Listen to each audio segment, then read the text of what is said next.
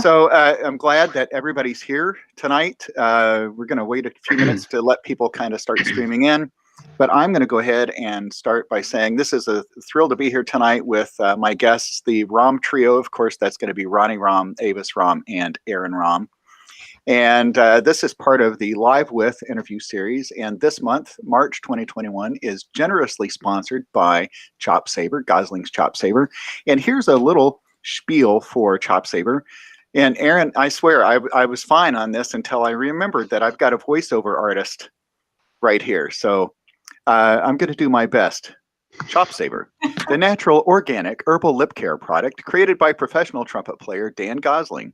Created especially for the unique lip care needs of wind and brass musicians, and apparently pianists as well. Is that right, Avis? Absolutely. Nothing soothes, heals, and protects sore, tired, chapped lips like Chop Saver. No tingle, not greasy, just makes your chops feel normal again, especially after a hard day of playing either trumpet or piano. Chop Saver is used and endorsed by some of the greatest names in the business, including Wayne Bergeron, Tom Hooten, Michael Sachs, Sir James Galway, Jay Friedman, Aaron Romm, Ronnie Romm, and Avis Romm. Chop Saver is even recommended by dermatologists for their patients with chronic lip problems, so you know it's safe and effective. And it's a product anyone can use, a musician or not. And for our HFL listeners, use the coupon code. I'm going to pop this up here. I don't know if I got room left on the screen to pop this up here, but just hold it up. No, it's here we go. It is 20%, 20% off your next order at chopsaver.com. Use the coupon code HFL. So there we go. Yeah, let's see. Looking ahead, Thursday night, my radio show on WICR 88.7 FM, The Diamond, the University of Indianapolis radio station. This Thursday night is going to be featuring Wayne Bergeron, not Tom Bergeron of Funny Video fame, but Wayne Bergeron, the trumpet player. And then the following week is on the radio program is Ronnie Romm. So we might even talk a little bit about that tonight. And just looking ahead to April, I've got some terrific guests lined up for April. Eric Miyashiro, Mark Gould, and Gabriel DiMartino. And that couldn't be a more mixed bag of trumpet players. So, and of course, April is going to be sponsored generously by Austin Custom Brass. Thank you, Trent, for that. So let's see. I think that's kind of taken care of business. Let me get rid of this code right here and get us back into some... There we go. That looks great. Okay, so Romms, welcome. Thank you. It's again, it's a thrill to have you guys here. I'm thinking about when we first met, and it was back at the beginning of 2017, which is only 4 short years ago. But doesn't it feel like we've known each other a little bit longer than that? Forever. Yeah, forever. Great. And happily so. And happily so. I tell you, Ronnie, you're the first star I had ever reached out to, and I was, I'm thinking back to that first time I ever tried to dial my girlfriend for a date. You remember the rotary phones? I do. Right, and you'd get to that 7th digit, and you'd hesitate, right? Yeah, or you dial it, and then you'd click the receiver down, right, and you'd hang up, and then you'd try it again. So I wasn't using a rotary phone when I called you, but I remember you were like, "Of course." It was just, oh my gosh, what a relief to talk to somebody I had admired and still admire. Right. But my goodness, you were so friendly and still are. And what I've learned is that's that's kind of the whole Romm family. Just a bunch of really nice people. Who'd have thought? Who'd have thought that? Who'd have thought? And really talented. But okay, so just for perspective, 2017 was the University of Indianapolis's first trumpet conference. You guys were the guests, and what a hit! What a hit that was. And of course, who knew 4 years later we were going to be dealing with what we're all dealing with right now, right? Life certainly got interrupted. So maybe that's a good place to start. In this slowly reemerging landscape. Kind of give us an idea of what's been going on the last year. There's been some evolutions on your end, creations and evolutions. Right, and Aaron has been at the forefront of the new Romm academies, and he's started out with the launch of the Romm Fundamentals Mania, which is an 8-week course on fundamentals, and we do it together, and it's really a blast. It's really a lot of fundamentals. Fundamentals. So is this any particular routine based, or does it change up on a daily basis? It's a specific set of routines that Aaron and I devised together. We were just brainstorming and thinking, well, what is it that makes the best players the best players? And we realized, that the best players have the best fundamentals, and the weakest players have the weakest fundamentals, and the most consistent, wonderful performers have the best fundamentals, and that's what they practice the most. That's what whenever they get time off, they're on the road touring, and in the old days they were on the road touring, and they would get time off, and what did they do? They would launch into their fundamentals: slow scales, slow note bends for trumpet players, just some arpeggios and scales and things like that. But Ronnie, routines are boring, right? I mean, right. I mean, that was my perspective, certainly for a long time, and it's some of my students. So, what do you suggest when you do this? What? Not even suggest. How do you make it engaging? How do you make it, if it can be fun? Well, let me go sideways for that for just a second, and then I'll get into an answer to your question. Okay. We had a multi-millionaire friend. We still have a multi-millionaire friend in multi-level marketing. And he said, if you are bored, you are boring. and if you think about it, the routine is not what's boring. It's the approach that the student takes to the routine that makes it boring. If we find the beauty in every single sonic bliss moment that we can create, then no matter what we play, it becomes interesting and it becomes not boring. And that it inspires us to go forward and move forward and do better. And then we relate all this with the tunes that we're playing. And Aaron and I made up some tunes and duets that we can play together and stuff like that. Ronnie and Aaron both. I mean, when was your aha moment with that? Right? I mean, you do scales and fundamentals as a matter of, it was assigned to me, I need to do this. But when did each of you realize that, oh, this can be fun? It is making a difference. Aaron, go ahead. I think with all of that, we, like you said, we all have that aha moment. I think for me, it actually happened when I first started teaching. Right, especially in group settings, right? And so with this idea in mind of changing the way that we look at fundamentals and the learning to listen differently. That's kind of the difference of this course versus a lot of others. And not to say that there's no merit to others. Everything kind of builds, right? And the idea being that if we want to change something, we want it to not be boring, we have to figure out how to do it. And what do the greats do that we're not, right? So what does Ronnie Romm do in his fundamentals that I don't? Like, oh, okay, he's always in a way, we don't want to use the term multitasking, but imagining different accompaniments, for example, during our long tone. So it's not just going or a moo. It's oh, and then there's a whole band or orchestra going on behind you. So think that we're losing our minds or just having fun, right? Or both. But yeah, or both.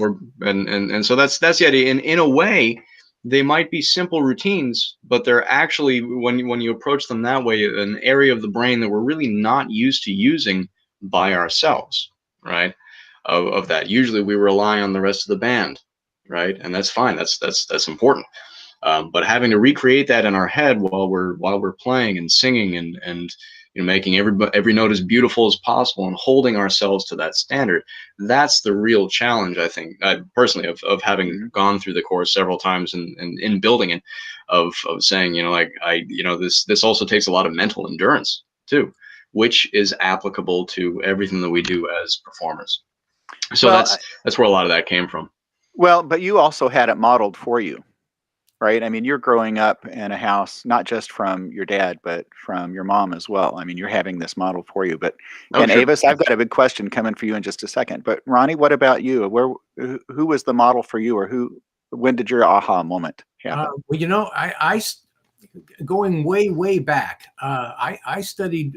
My very first teacher was my mother, who was a clarinetist. And she used to sit in the front room, and I used to practice in the back room. And she used to say to me, I'd be practicing, and all of a sudden I'd stop, for a little bit of a rest, and I'd hear from the front room, "Was that beautiful enough? That wasn't beautiful enough. You can do it more beautifully." So I was constantly inspired to create beautiful sounds on the trumpet, and we all know how easy it is to make ugly sounds on the trumpet. I mean, as trumpet players, we know we've heard some of the most ugliest sounds on the planet, and we don't want to do that. And so focusing on the beauty of every sound that we make was an inspiration for me. And I was a kid in those days. And then, of course, I studied with Eddie Ehlert, who was actually I studied with Al Ruby, who was the lead player with Rudy Valley's band. And he had this shimmery sound, and he had me do arbon and scales and things like that. And he used to play them for me, and he had this shimmering, zingy sound, and I loved that sound. I really did. And then I studied with Eddie Ehlert, who was he was the principal player with the Walter Lantz Studios. So you remember Woody Woodpecker. Woody Woodpecker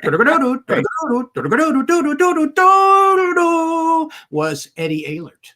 Oh, no kidding. And I studied with him. And then I studied with Lester Remsen, who had been a solo cornetist in the Marine Band in Washington. And then he became the principal trumpet player in I'm getting to the answer, believe me. And This is worth the journey. Maybe. I don't know. It is. But see, I'm trying not to be boring. You're the furthest thing from it. Well, so then he was the principal trumpeter in the Buffalo Philharmonic, and then he became principal trumpeter in the Los Angeles Philharmonic, and then he became a music director, and he always instilled the fundamentals to all of us, then scales and the Charlier book, and how we would relate the scales to these beautiful French named Belgian trumpeter who was a specialist in writing these wonderful melodies, Mr. Charlier, who played principal trumpet in La Monnaie, which was the opera orchestra of Brussels. And actually, a friend of all of ours, Manu Malertz, is now the principal trumpet player in La Monnaie. And so, and Charlie, and all, anyway, and then I studied with Bill Vacchiano, and everything was fundamentals, transposition, scales. So it was a very long aha moment. I mean, really a continuing aha moment. But what I left out was Jimmy Stamp. I spent 2.5 years in Jimmy Stamp's studio doing scales, and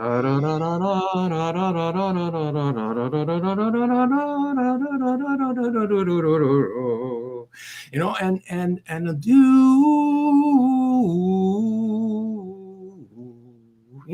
all that kind of stuff, and it always had to be beautiful. And when you did something beautifully, Jimmy Stamp, he would say, wasn't that beautiful?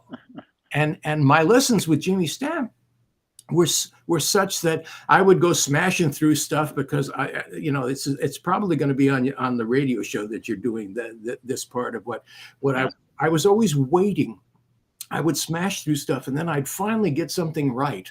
And he'd be very patient, and he'd finally say to me, "Ah, isn't that beautiful?"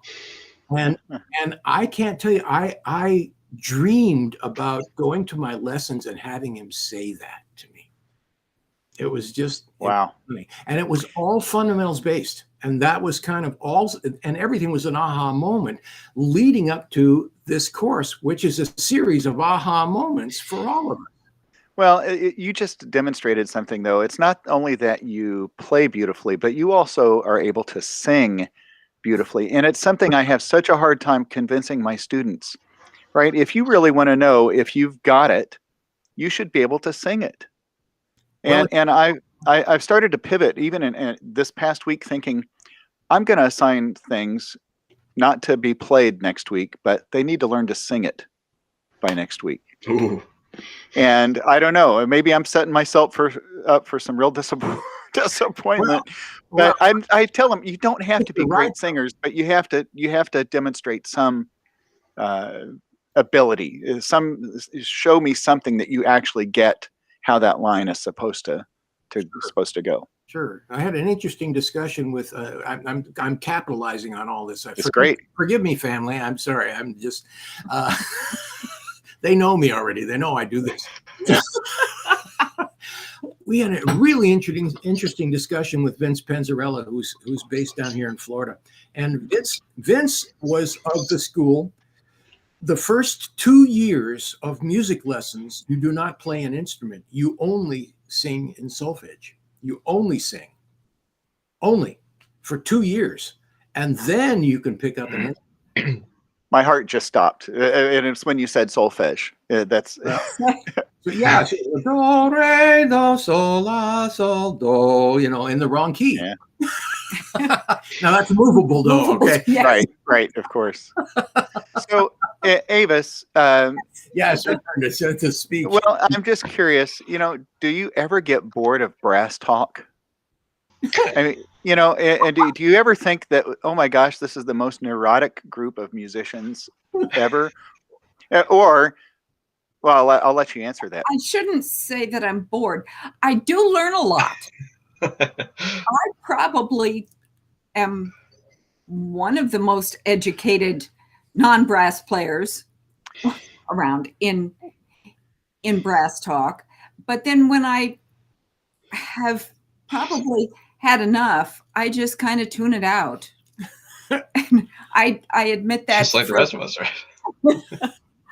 Okay, so let's put some perspective on this. You are not just a casual bystander musician. You are an exceptional musician yourself. In fact, a Steinway artist. Is that correct? That's correct. Thank you. So, I mean, you're kind of the creme de la creme of the people who do this, right? Yeah. I don't know what you call that, But so yeah, I mean, you have perspective. Okay, so let's talk about fundamentals. Do you have the same approach? Or I mean, I don't know if Hanon exercises. It's a very interesting question, because I think most pianists, we all grew up doing Hanon exercises, and there's a myriad of other exercises out there. Chopin etudes, you kind of grow up into doing those as well. It's been very interesting this year of COVID, when we haven't been on the road. And so I haven't been playing as many concerts, or just needing to keep myself in shape or ready to do new material. I have felt the desire to go back to doing fundamentals, which I find rather interesting at this point, because fundamentals were not my favorite thing to do, as most of them are, possibly because I was not taught to play them as beautifully as Ronnie had the advantage of having his teachers demand that. In the exercises were, in my education, to build great dexterity and fluidity. And pianists are so fortunate to have so much literature to work on that you can have an exercise book on every phrase in every book. Mhm. I have, during my career, I have made exercises out of the phrases that are difficult in the literature I'm playing. Rather than going back to particular fundamentals books, I create my own exercise out of that 16 note lengthy phrase to play, and do that in every key or whatever is necessary with that particular phrase. So the more I age, the more I am a firm believer in fundamentals one way or another. I do try and get my students to create their own fundamental exercises as well. And we create those in our lessons. Mhm. I love the idea of creating uh, the means to an end, right? It's not just like us going back to Arbon just to go back to Arbon or irons or whatever, just to do it. It's like we could have something that's irons based, right? Oh, the flexibility in this piece, I'm going to do it. Right. So I think that's brilliant. But to me, it also means you're approaching things from a much more musical context right away. Well, perhaps that's out of necessity because there is so much piano literature, or there is so much collaborative literature that uses different phrases, that I have to become fluid more rapidly. I love the term collaborative. And I remember vividly my interview with Sergey. And of course, Maria Mirovich, his collaborative, they are a chamber music duo. She is not his accompanist. And that was an aha moment for me. It was like, oh, yeah. It's like, you're not just there to make sure I don't fall apart in the Hindemith or to make sure that right? I don't know why I picked that Well, piece. partly. Well, yeah, okay, so maybe so. But, to really view what you guys do as a duo and a trio, and even, I don't know if there's anything beyond the three of you, but it's a collaboration. This is not, I'm just going to accompany you and help keep time and find you when you get lost and, and vamp until you can, right? I don't think any of us would want to be doing that. Hmm. There are certain pieces of music that we work on that require more of a boom chuck accompaniment that might not be to save the musical line, but the musical integrity of it still requires positive musical collaboration, no matter what you do. Well, but even if it's a boom chuck, it has to be in the right style, right? Exactly. You can't just be ham-handed like I would be playing that sort of thing, And I remember talking about vivid memory, the performance that you put on here at UIndy, and I loved that you were actually featured. It wasn't just trumpet, trumpet, trumpet, trumpet, and piano. It was, and I don't recall the piece, unfortunately, but it was like, let's take a breath, let's get the trumpet out of the way for a minute, and enjoy your playing. And I love that, that those levels in a performance like that, because, well, first of all, it actually showcased, a really fine musician.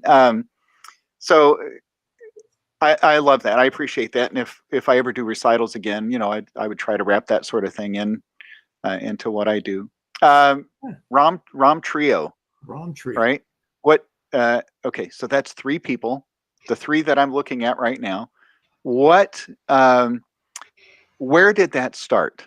When did that start? And it's still going, right? It is still going. Absolutely. I think it was when Aaron was born. Really? The trio. Well, of course. Okay. Immediately had my C scale ready to go and everything. That's amazing. Immediately, we're good to go with, He sang the snot out of the C scale when he was a little one. Screaming, right? Larry, our first, I would say, official performance as the trio. I think it was back in 2006.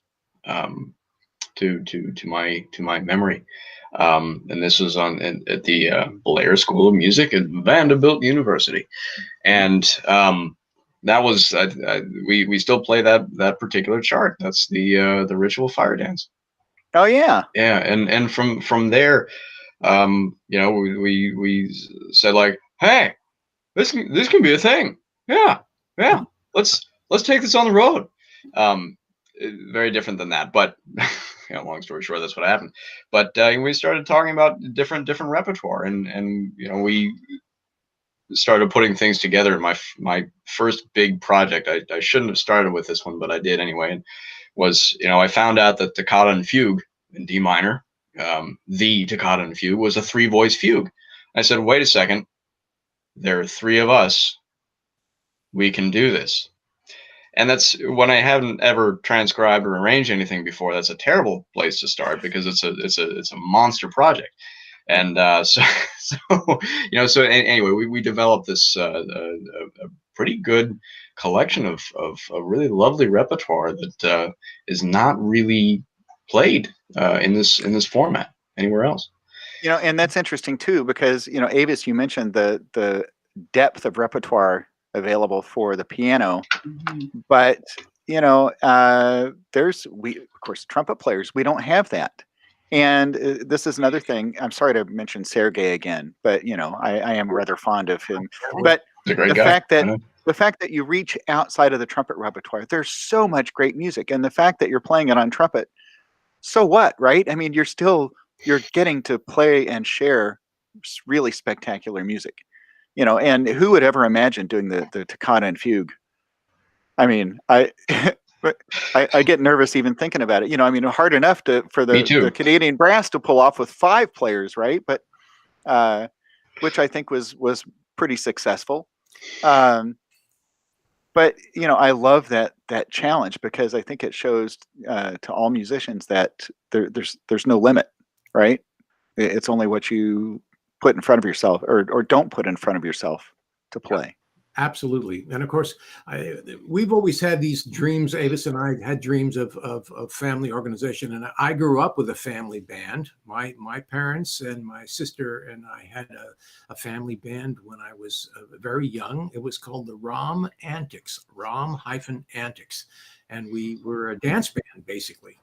But we did live radio, live television, things like that. So that was kind of in the back of my mind. So when the opportunity arose for us to go ahead and do this, it was very poignant to actually create something together to do.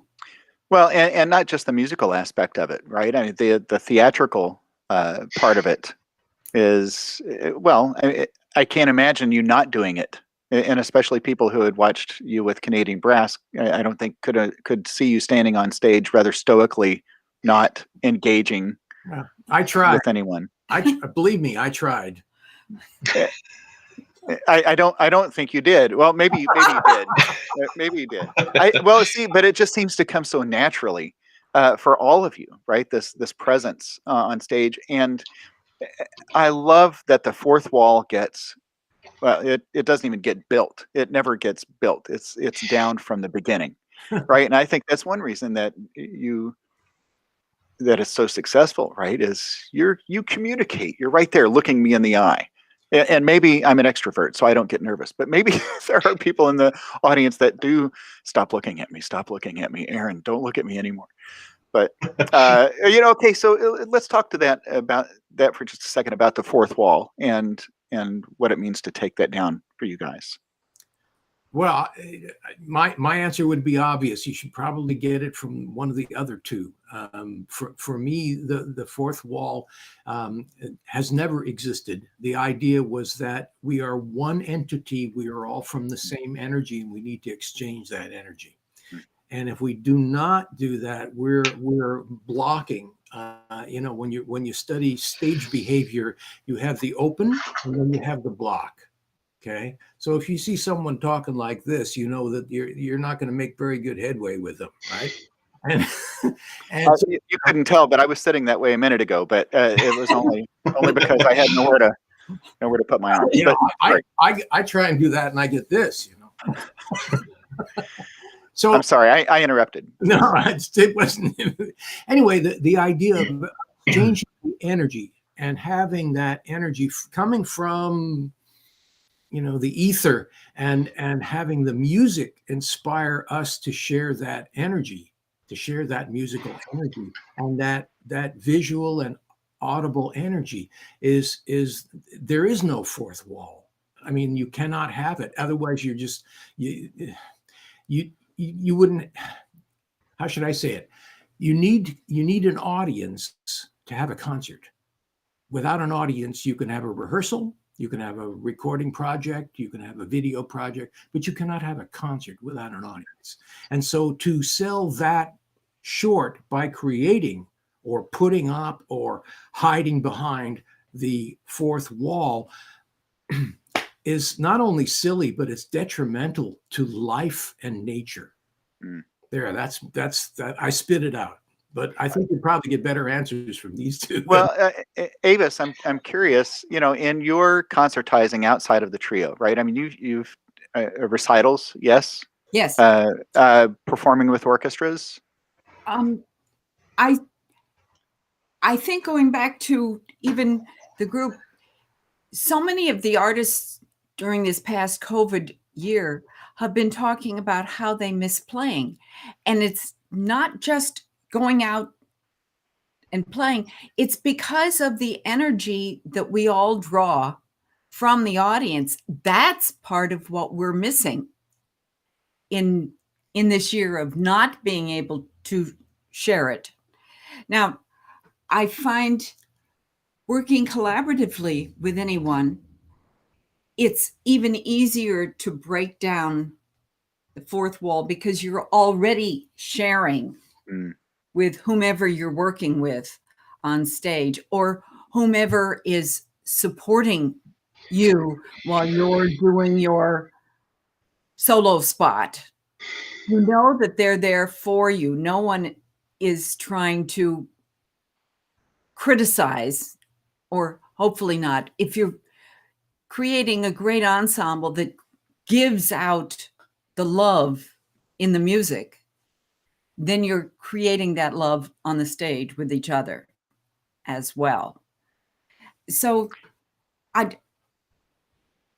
it can be very challenging for a personality who's very shy to let that happen. But once you let yourself get into the music only, there is nothing else but the love of that music. And that's what goes out and hopefully comes back. I made my lips dry. Yeah, you know what? This is a great point to talk about. You know, I'm feeling rather. I need to take care of some business here. Excuse me while I put my chop saver.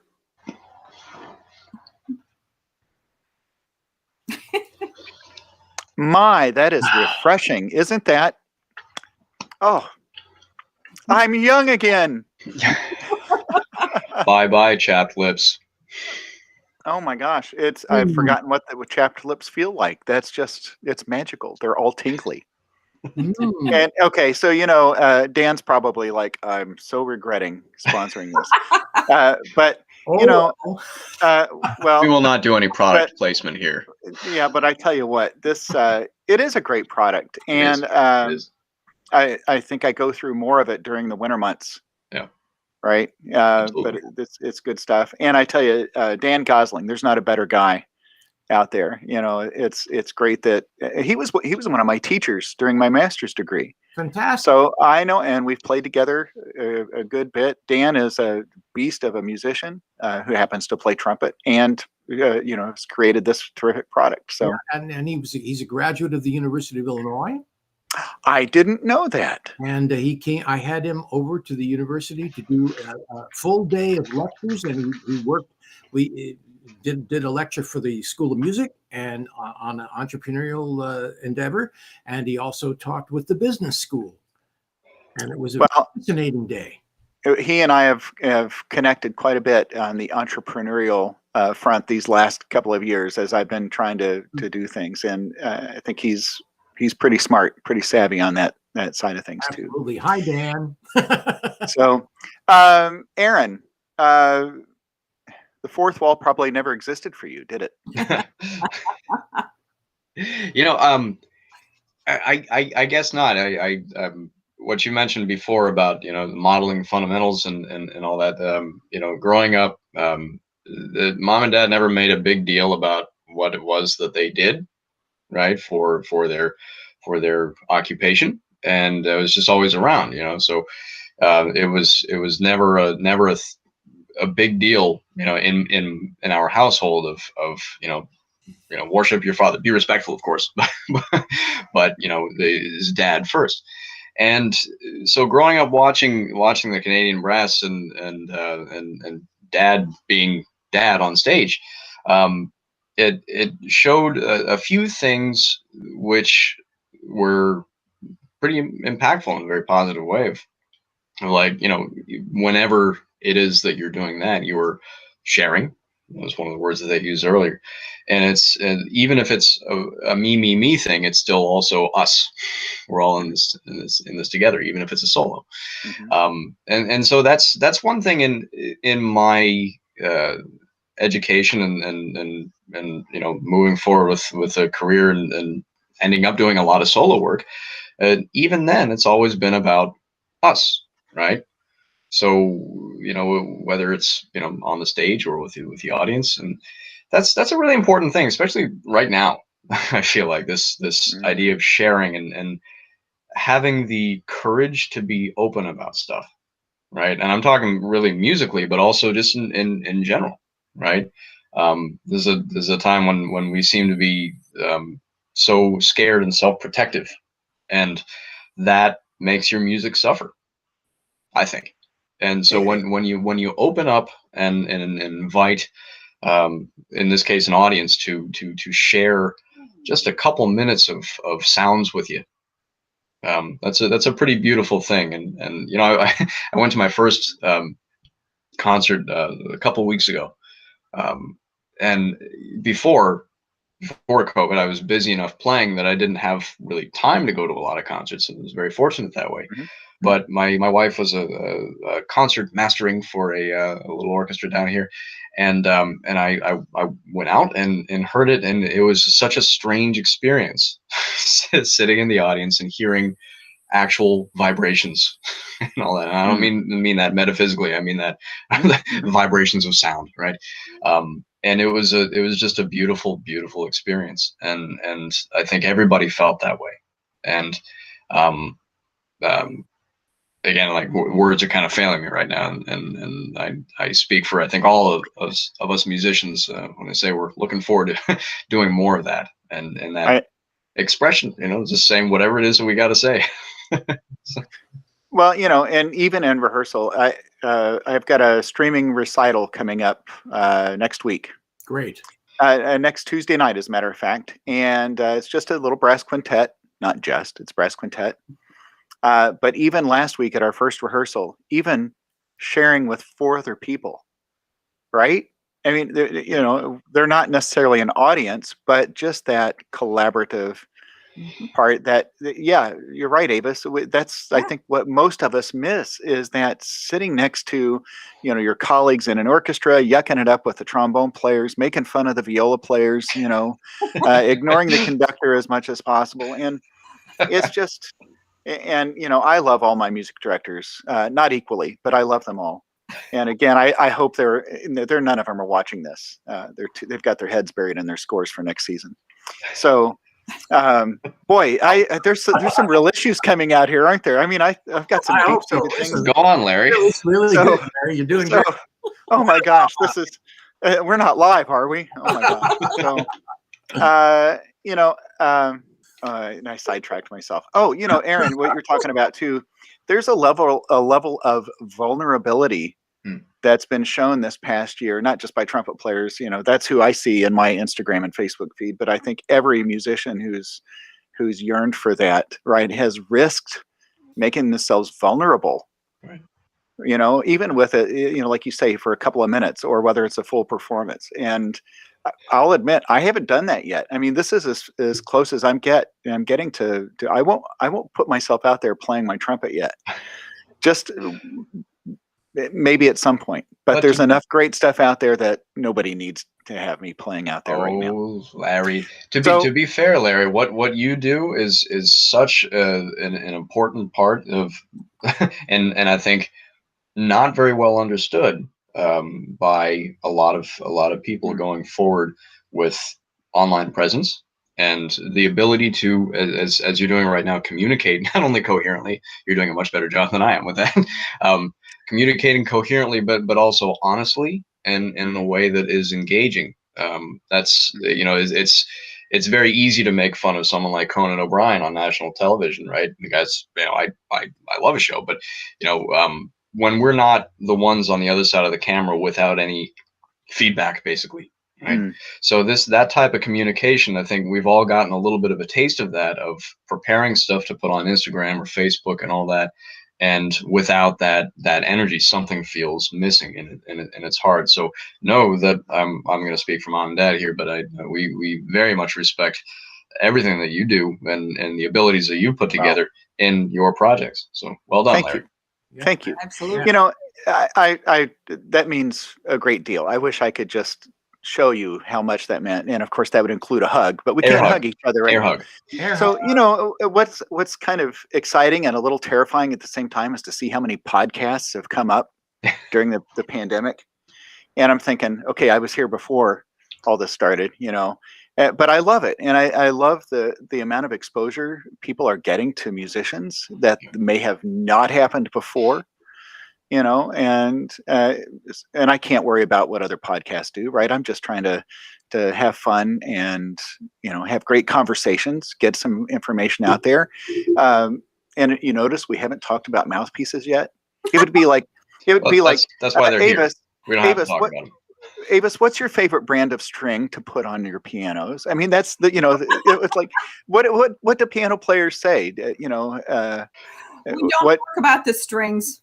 We might we might talk about the action, or the type of sound that particular instrument creates.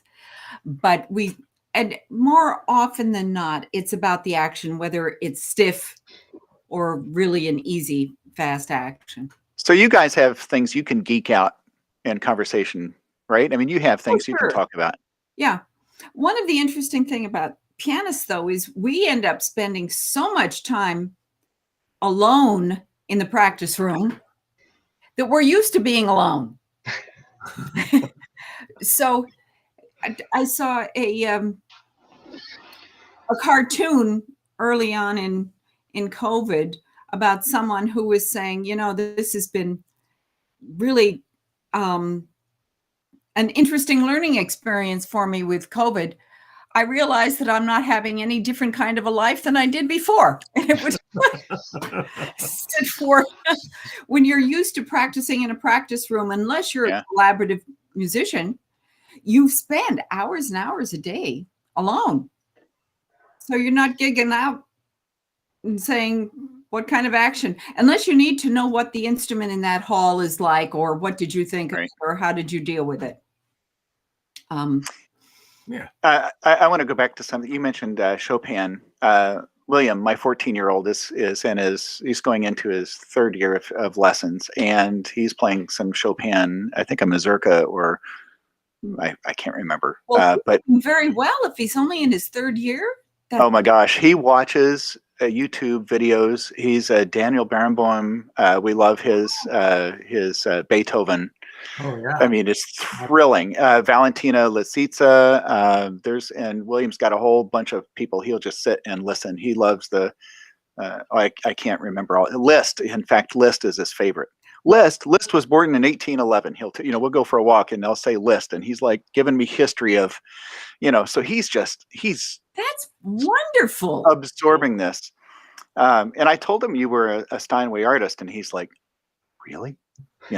So, I may have to see if he has any questions for you at some point. But I'm just thrilled, that he's grown up around me and Jenny, right? It's not like we've pushed him to do anything. It's just we've provided a great atmosphere. And Jack, our 11-year-old violinist, same thing. Right. But it's what he's absorbing, and so he knows what the piano's supposed to sound like. So he sits down and tries to replicate what he hears. That is so fantastic. I am thrilled to hear it, and congratulations. Oh, thanks. To you also for creating an atmosphere that he could thrive like that. That's wonderful.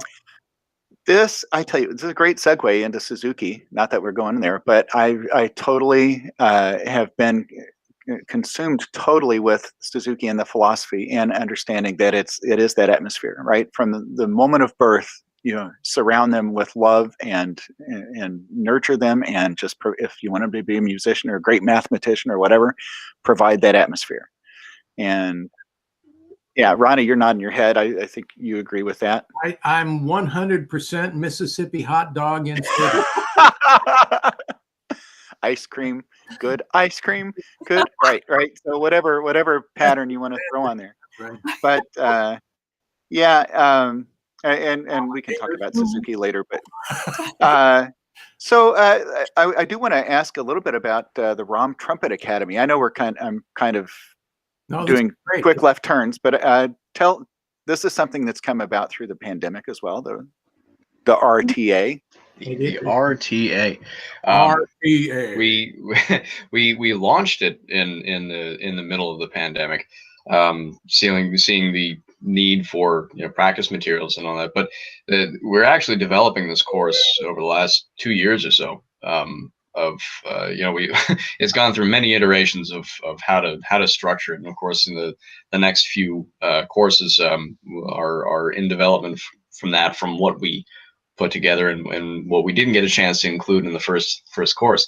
But yeah, the idea being that hearing it from Ronnie, and when it's tried and true, these are the if not the same, but very, very, very similar routines to what he uses, and the philosophy behind them.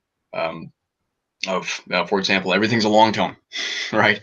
When you think of things like that, it kind of changes the way you approach line, right? And just as a little geeky example there, but that's the idea of how Ronnie approaches it. And it's not about saying we're going to make you the next best, greatest lead player. That's great if you do, right? And that's a really thrilling thing for trumpeters. But I think the idea being like, well, what is it that Ronnie is especially Dad, Dad, what have you contributed to the music world? A lot, right? And that sound and that the overall musical ideas, and how to approach fundamentals with those ideas. I think that's the goal with every course that we're going to be. So, and to answer your question even more directly, Larry, it's a set of video courses with accompanying routines and master classes over an 8-week time span for this particular course. And we'll have courses coming out that are different time frames or no time frame at all. Do it at your own pace and your own leisure and your own caution. So this isn't necessarily the tie-in with the fundamentals that you guys were talking about at the top of this, right? That's exactly what it is. Oh, it's exactly what it is. You're just doing it live. You're not doing it in video. No, this is all everything's video courses. Yes. Oh, yes. Okay. I guess, right. Sorry. In my mind, I'm thinking video. It's like you're recording it and you're putting it out there, for sale, that sort of thing. Yes. So it's all of the what above. it is, and then along with that, there is a community of those who decide to be a part of it, and sharing those ideas and keeping up with one another of practice routines. What are we finding? What are we the challenges that we're finding with this particular routine and all that. So it's a chance to build another community with that idea. Avis, are you involved with that? Well, I just want to, this goes back a little to, do I get bored with things with the trumpet? But having been an observer as this entire project came to fruition, I have to really congratulate both Aaron and Ronnie, because this being a video course, it is encompassing the energy that both Aaron and Ronnie project when you're talking to them live, like now. It's not this is the way you do it. Their personalities come so beautifully into the project that you can't help but be inspired to go with it. It's not just the instrument or the fundamental. It's their, not persuasion. It's their. That's our personality. We show our personality. Yeah. We're not shy about that, but we are relentless about the pursuit of excellence. And but the point is that excellence takes whatever time it takes to attain. We are already perfect, so if we're seeking excellence, we're on the right page. So I'm not bored. Well, I can sense that. I mean, your enthusiasm even comes through right then and there. So, hang on. There are two things I want to hit before I forget them. Okay. Aaron, you said everything is a long tone, and I've been thinking for the last few years is like I tell myself and my students, everything's a flow study. Right. Right. I mean, it's the same thing. Same idea. And you know, so then you turn to Brant number 6, and you're like, how in the world is that a flow study, or how's that a long tone? Right. All the angularity in that. But if you approach it the right way, it is. Yeah, you can make Right? it so, and all of a sudden it seems to make sense musically that way too. Right. So yeah, and that's one of those things. Like, for example, the what we all play of the stamp studies, right? All those, you know, I don't think there's anything that's really like out there that's magical, right? That's going to fix everything. You could play anything with that same idea of flow, of line, of direction, of, in my case, I like the long tone of making it everything a long tone, just because I like the merging of musicality and mechanics like that. Maybe I'm just a Transformers geek, I don't know, but you know, that's partly where I'm coming from with it, and just approaching it with that idea. Is it the opening? Is it Rienzi or Oberon that starts with the really Rienzi, soft yeah. Rienzi? Yeah. So you know, if you ever want to prove to somebody that you need to practice this kind of playing, right? I mean, it's right there. It's right there. So, Ronnie, I've been reading Mark Gould's new book, which I think is terrific. I don't have the book yet. I haven't gotten it yet. Gould on music. Well, you're in it. Yeah. Well, and something I read just yesterday was Mark was talking about brilliance, or no, he was talking about don't distinguish between dark and bright. He said, my friend Ronnie Romm just says, you know, focus on brilliance. And boy, that was well written. In fact, it's probably better written than what I just paraphrased, reiterated. But I'll have to thank him for that. Yeah, but you know, when I read that, I started thinking back to everything I've heard you play over the many years, and I'm like, oh yeah, that's it. You know, regardless of what the piece was, there's brilliance in the soft lyrical, and there's brilliance in the fast technical. You know, it's there's a shimmer. It's like Doc's playing, right? There's an electricity no matter what he's playing. Absolutely, with Doc, Doc is a stunner that way. I will always be. Yeah. Wow. Thank you. Yeah, you're welcome. No, thank you. And you know this. Tell me, how do you get students? And this goes for you too, Avis. How do you get students to listen, not just to you, but to great musicians? Sorry, what were you saying? Aaron, I'm about to lose you. I'm I'm just kidding. No. Just kidding. No, it's to me, we've such the opportunity, right? I mean, we don't even have to go to the listening library and check out an LP and rent dirty headphones and you know all that. Yeah. We have so much at our fingertips. You know, it's really true. When I was at Juilliard and I didn't have a stereo in my room that I was renting in New York, and I had to get from 121st Street down to Lincoln Center, ride the bus for 45 minutes to get their sign out, just because they couldn't be taken out. So for my listening for everything, it would take 3.5 hours to listen to half an hour of any great recording at that point. And now kids just pick up their phone to do it. But I find one of the challenges today is that young students are involved in so many activities, particularly music students, because they're so talented in so many areas, that they are time constrained themselves.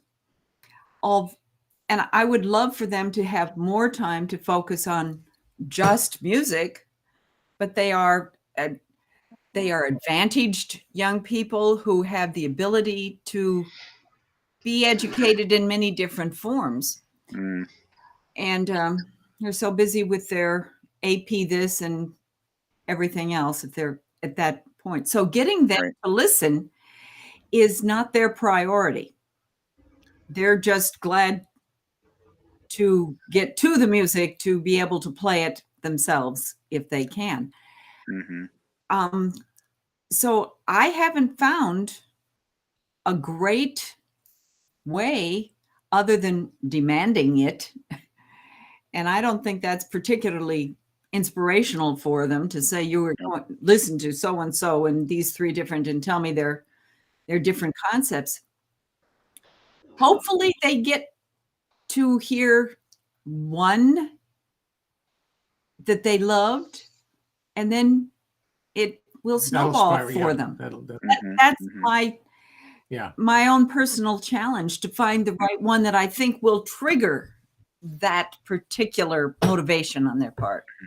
And if you come up with a better way, please let me know.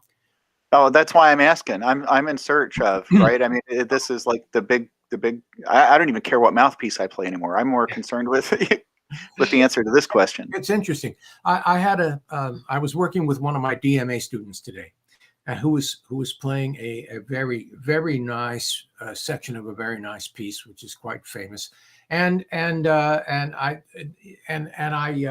said, well, why are you doing this way? It needs to have a little bit more shape, and it needs to have everything going to the next thing, next thing. And it didn't connect. So I grabbed my phone and I pulled up a performance of Doc Schitzer doing it. And I put it on next to the microphone. I said, here you go.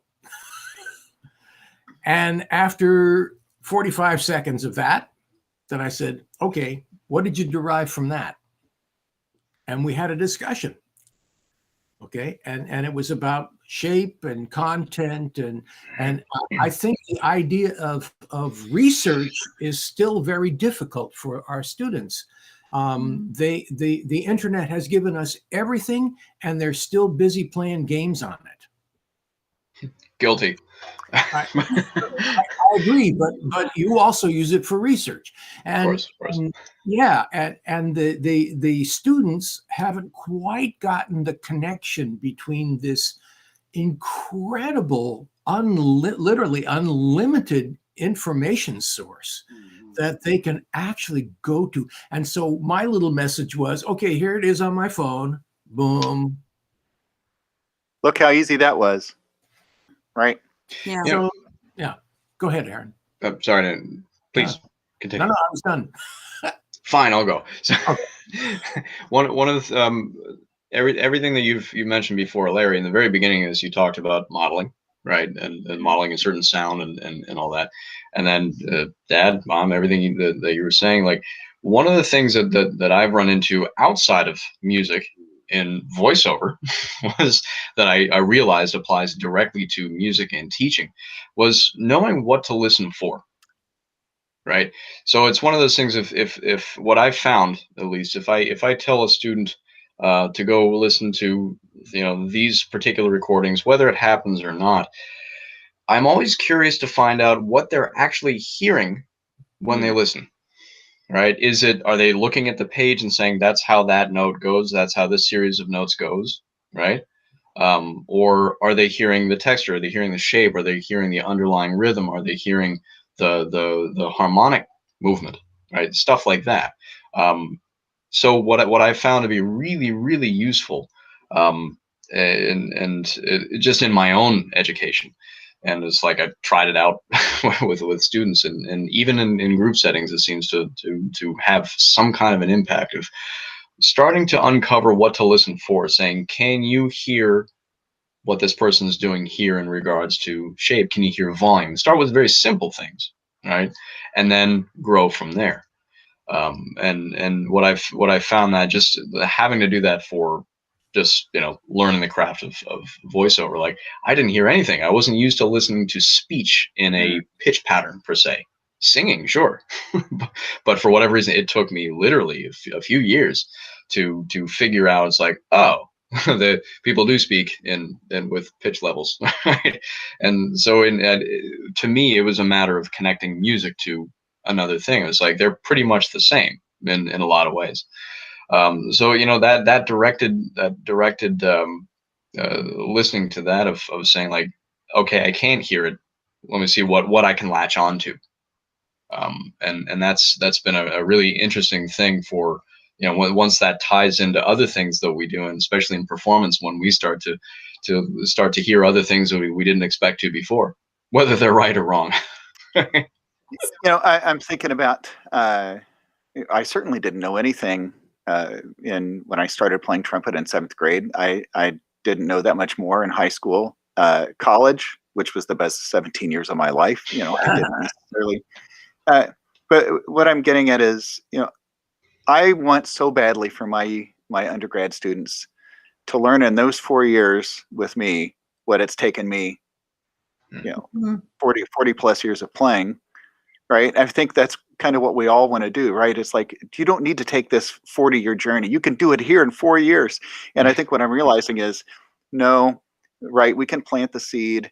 We might not see the fruit of that, right? And we may never, but the hope is that they will at some point, have that same aha moment, right?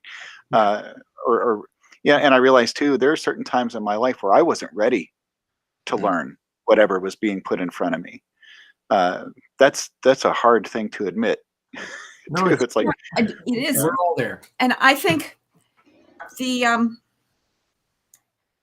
point of realizing as a teacher what it is that particular student needs that I can give them at that time, be there insufficient in reading music or letting it out. As someone in a music store the other day said to me, this is a person that has their inside out. Their music is all inside, but they can't get it out. So my job is to find the key for them to unleash whatever it is that is going to help them create the beautiful music that they're really studying to do. But finding that key, it can't necessarily be what worked for me right. then. It has to be, I have to expedite their process. So yeah, I've really respect these teachers who can work in group settings and pick out this on individuals. I don't think I'm that talented in that way. I need to feel the inner person of the individual to find out the key. And isn't that interesting? I mean, I realize I don't click with every student, right? I might not be the best person to teach them. Yeah, which is another hard thing to admit. Yeah, we all have some of that. One of the things that has helped me along the way is the continual study of learning how the student learns. If I can get on that track, and that's very much what Avis is into. If I can get on that track, and with trumpet playing, it's really, really critically important because, again, anybody can sound ugly on a trumpet. Anybody, literally. Once we can get them to actually understand, as Aaron was saying, what to listen for and how to listen for it and connect that, then we're learning how they learn, and we can inspire them to kind of glom a little bit of that from each of us and our skills, and then go listening for those attributes in other players. I like, for example, more recently, this last year especially, because of the internet and teaching everything remotely, I have really done a bunch of I play, you play with the students, a bunch more than ever before. Basically, dissecting musical line, dissecting musical phrase, understanding shape, understanding direction, all of those things, and in an I play, you play setting. And I ask them specifically, okay, what did I do that you didn't do? Sometimes you get an answer, sometimes you get silent. Well, that could kind of go back to what Aaron was talking about is, you don't know what they're hearing necessarily. Are they really hearing that musical line? Are they hearing a certain timbre? Or do they even know how to define timbre, right? Or are they listening to articulation? Or are they kind of, I want to say deaf, but you know what I mean? They're just, they don't know how yet to interpret. Exactly. And so that's the challenge that we're facing, all of us, when we're dealing with the educational format. And that's the beauty of the education. I mean, as the interesting thing about education that I've been able to kind of wrap my head around is that as a performer, you have a finite life. As an educator, you have an infinite life.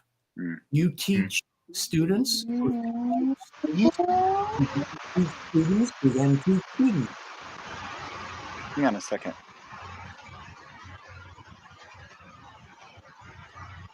Do you hear anything on your end? Yeah, it was It pretty stopped noisy. now. Now it's okay. Nope. It's like a frequency cutting in. Yeah. Okay, that is really strange. Cool. Cool. Someone's taking dictation. We're gonna okay, that's the first time that's happened. It's kind of like CB. I remember CB cutting into AM radio sometimes. Yeah. But,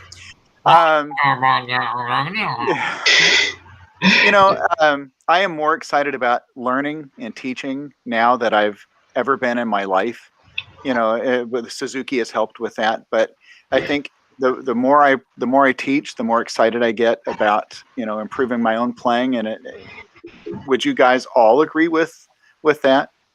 Yes. That it's just kind of the cycle. It's not a vicious cycle, but it feeds off itself. right? Yeah. One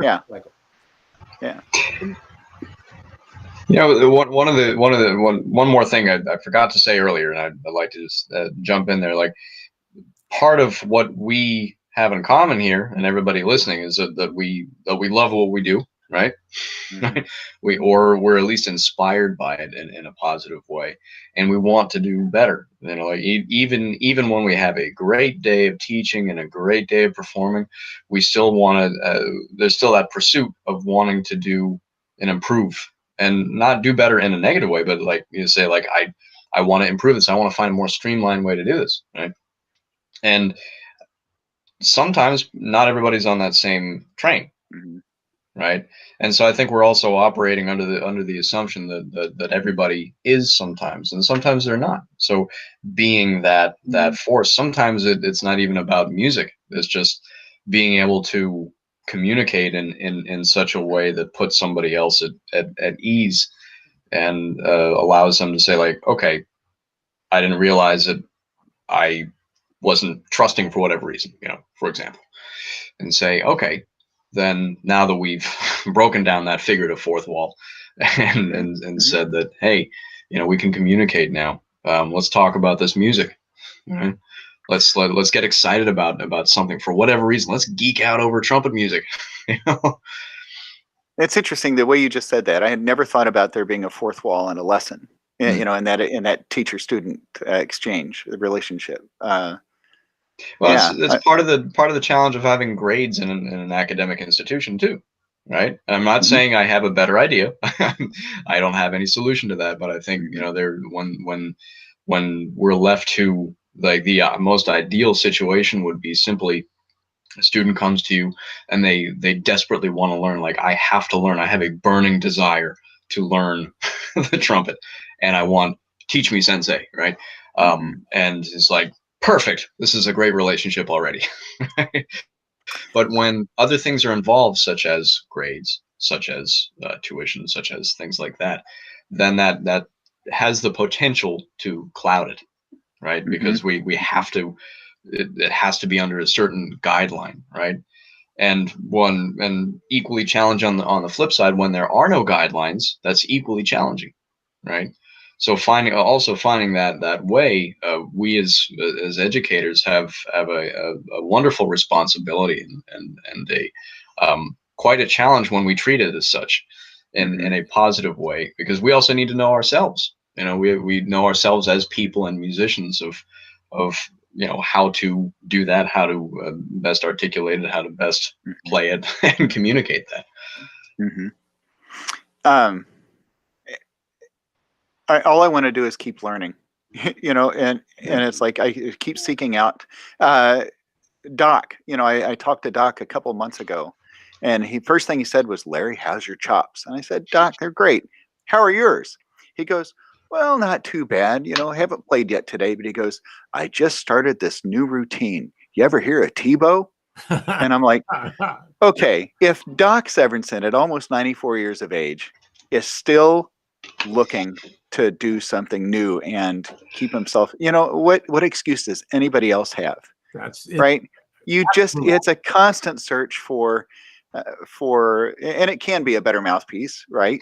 But it's that constant search for growing. And what was I heard last week? When you stop growing, you start to decay, Hmm. Mm. right? I think, oh yeah, that's a great way to think about that. But Yeah. um, Wow. guys, I could geek out on this. We've been going a little bit over. I was only planning on an hour. I hope we're okay. But let's. Oh my gosh, I want to ask. Let me do this before we go in. Let me get another plug in here for Chop Saver, of course, generously sponsoring. Yeah, that's your cue. That's my cue as well.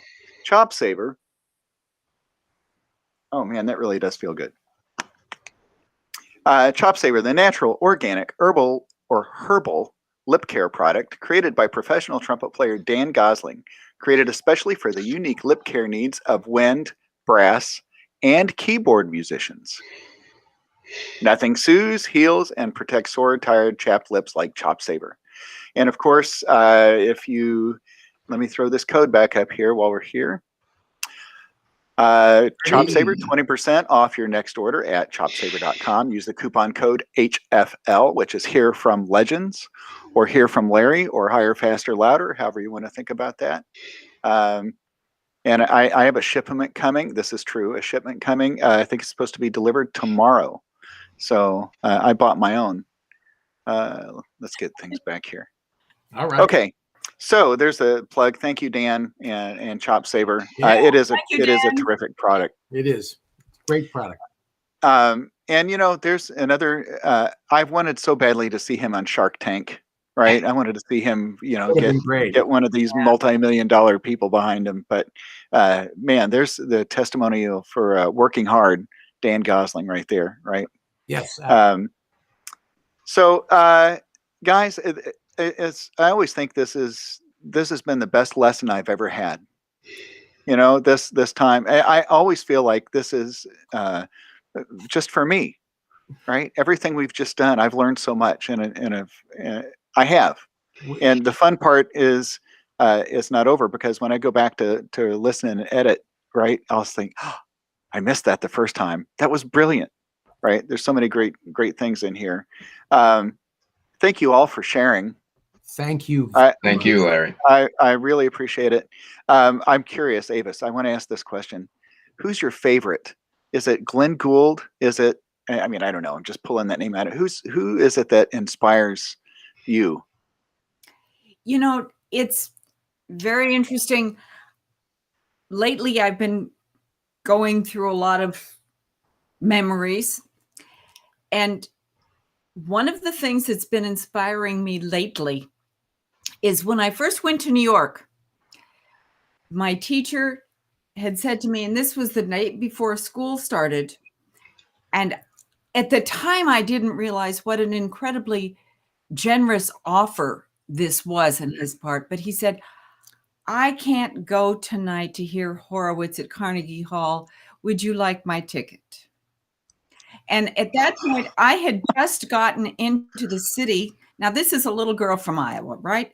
I just got into the city. I didn't know how to get, literally, how do you get to Carnegie Hall? Practice. But I found a way to get down there, and it was Horowitz playing this unbelievable concert. I'd never heard anything like it, but his encore piece was playing Traumerei. Oh, This is that Schubert? Schumann. Schumann. And this gorgeous lyric, simple piece. And I, to this day, am still hearing it in my head.